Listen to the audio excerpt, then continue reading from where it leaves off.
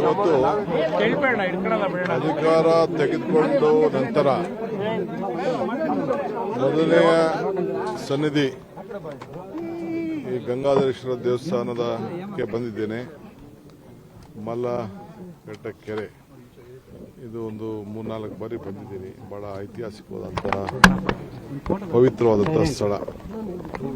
ಎಲ್ಲ ಊರಿನ ದೇವತೆಗಳು, ಎಲ್ಲ ದೇವರುಗಳು ಎಲ್ಲ ಬಂದು ಇಲ್ಲಿ ಸ್ನಾನ ಮಾಡಿಸಿ ಪೂಜೆ ಮಾಡಿ ಈ ನೀರನ್ನು ನನ್ನ ಮನೆ ಕೂಡ ನಾನು ಗೃಹ ಪ್ರವೇಶ ಮಾಡಿದಾಗ 5 ಕಡೆ ನೀರು ತೆಗೆದುಕೊಂಡು ಹೋಗಿದ್ದೆ. ಅದರಲ್ಲಿ ಈ ಕೆರೆ ನೀರು ಕೂಡ ಯಾವಾಗಲೂ ಕೂಡ ತುಂಬಿ ತುಳುಕ್ತಾ ಇರ್ತದೆ. ಮತ್ತು ಎಲ್ಲ ಇದು ಭಾಳ ಪವಿತ್ರವಾದಂಥ ಕ್ಷೇತ್ರ ಇದು. ಸೊ ಭಾಳ ಚೆನ್ನಾಗಿ ನಾನು 25 ವರ್ಷದಿಂದ ನಾನು ಗಮನಿಸ್ತಾ ಇದ್ದೀನಿ ಈ ಜಾಗನ. ಸೊ ನನಗೆ ಭಾಳ ಈ ಜಾಗಕ್ಕೆ ಬಂದರೆ ಭಾಳ ನೆಮ್ಮದಿ, ಸಂತೋಷ ಎಲ್ಲ ಕೂಡ ಸಿಗ್ತಾ ಇದೆ. ಇವತ್ತು ಹಿಂದೆ ಆಗಲೇ ನಾನು ಸುಮಾರು ಹಿಂದೆ ಎಲ್ಲ ಈ ಭಾಗದಲ್ಲಿ ಸುಮಾರು ಹೆಚ್ಚು ಕಮ್ಮಿ ಒಂದು 35 ಕೋಟಿ ರೂಪಾಯಿ ವಿವಿಧ ಕಾಮಗಾರಿಗಳನ್ನು ಈಗಾಗಲೇ ತೆಗೆದುಕೊಂಡಿದ್ದೇವೆ.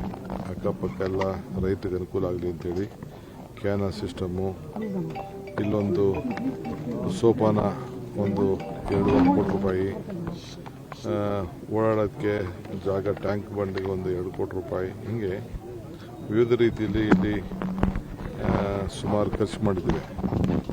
ಗೆಸ್ಟ್ ಹೌಸು ಮತ್ತೊಂದೆಲ್ಲ ಇಲ್ಲಿಂದ ಕೂಡ ನಾವು ಮಾಡ್ಕೊಂಡು ಬಂದಿದ್ದೇವೆ. ಈಗೂ ಕೂಡ ನಾನು ಈ ಸ್ಥಳೀಯ ಸಮಿತಿಯವರು ಮತ್ತು ನಮ್ಮ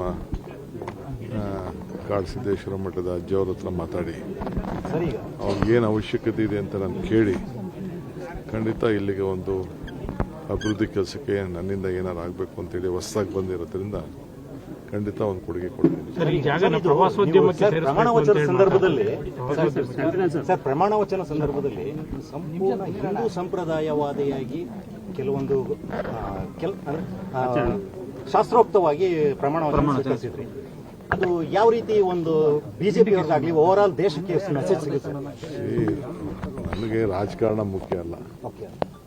ಭಕ್ತನಿಗೂ ಭಗವಂತನಿಗೂ ವ್ಯವಹಾರ ಮಾಡೋಂಥದ್ದು ದೇವಾಲಯ ಮತ್ತು ದೇವರು, ಅವರ ಧರ್ಮ. ನನಗೆಲ್ಲ ಧರ್ಮದ ಪೀಠಗಳನ್ನು ಕೂಡ ಆಹ್ವಾನಿಸಿದೆ.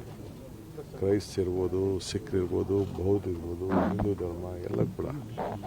ನಮ್ಮ ರಾಜ್ಯದಲ್ಲಿ ನಾವು ತಳ್ಳಕ್ಕಾಗ್ತದ? ನನ್ನ ಹೆಸರು ಬದಲಾವಣೆ ಮಾಡ್ಕೊಳಕ್ಕಾಗ್ತದ? ಧರ್ಮನ ಬಿಡೋಕ್ಕಾಗ್ತದ? ನೀವು ಧರ್ಮ ಬಿಟ್ಟರು ಧರ್ಮ ಬಿಡೋಕ್ಕಾಗಲ್ಲ, ಯಾವುದೇ ಧರ್ಮದವರು. ಸೊ ಅದು ಒಂದು ಅವಕಾಶ ಸಿಕ್ತಂಥ ಸಂದರ್ಭದಲ್ಲಿ ಎಲ್ಲ ಹೋಗ್ತಾರೆ. ಎಲ್ಲ ಧರ್ಮದವರು ಭೂಮಿ ಪೂಜೆ ಮಾಡ್ತಾರೆ. ಭೂಮಿ ಪೂಜೆ ಮಾಡಿ ಯಾರು ಕರೀತಾರೆ? ಈಗ ಪ್ರತಿಯೊಂದು ಮನೆಯಲ್ಲೂ ಕೂಡ ಒಂದು ನಾಮಕರಣ ಮಾಡಲಿ, ಒಂದು ಕಿವಿ ಚುಚ್ಚಲಿ, ಏನೇ ಒಂದು ಹೆಸರು ಏನೇ ಮಾಡಿದ್ರು ಕೂಡ ಉಪನಯ ಮಾಡಲಿ, ಎಲ್ಲ ಅವ್ರ ಪೀಠದವ್ರನ್ನ ಕರ್ಕೊಂಡು ಬಂದೇ ತಾನೇ ಮಾಡೋದು. ಹಂಗೆ ನಾವು ಯಾರು ಬಿಡ ಹಂಗೆ ಒಂದು ರಾಜ್ಯಕ್ಕೆ ಹಿತಕ್ಕಾಗಲಿ ಅಂಥೇಳಿ ನಾವು ಒಂದು ಜವಾಬ್ದಾರಿನ ತೆಗೆದುಕೊಂಡಾಗ ಎಲ್ಲರೂ ಕೂಡ ಎಲ್ಲರ ಆಶೀರ್ವಾದವನ್ನು ಪಡ್ಕೊಂಡು ನಾವು ತೆಗೆದುಕೊಳ್ಬೇಕು. ಆ ಕೆಲಸನ ನಾನು ಮಾಡಿದ್ದೇನೆ. ಅದಕ್ಕೆ ಏನಿಲ್ಲ, ನನ್ನ ಭಾವನೆ, ನನ್ನ ಭಕ್ತಿ ಈ ಲೋಕ ಕಲ್ಯಾಣಕ್ಕೆ ಜನರಿಗೆಲ್ಲ ಕೂಡ ಒಳ್ಳೆಯದಾಗಲಿ ಅಷ್ಟೇ. ನನಗೆ ಸಿಕ್ಕಿರುವಂಥ ಅಧಿಕಾರ ಜನರಿಗೆ ಸಂಪೂರ್ಣವಾಗಿ ಸಮರ್ಪಿಸಿ ರಾಜ್ಯದ ಜನತೆಗೆ ಒಳ್ಳೆಯದಾಗಬೇಕು, ನೆಮ್ಮದಿ ಶಾಂತಿಯಿಂದ ಇರಬೇಕು, ಒಳ್ಳೆ ಮಳೆ ಬೆಳೆ ಬರಲಿ, ಯಾವಾಗಲೂ ಕೂಡ ಈ ಭಾಗ ಕೆರೆ ಎಲ್ಲ ತುಂಬ ತುಳುಕ್ಲಿ.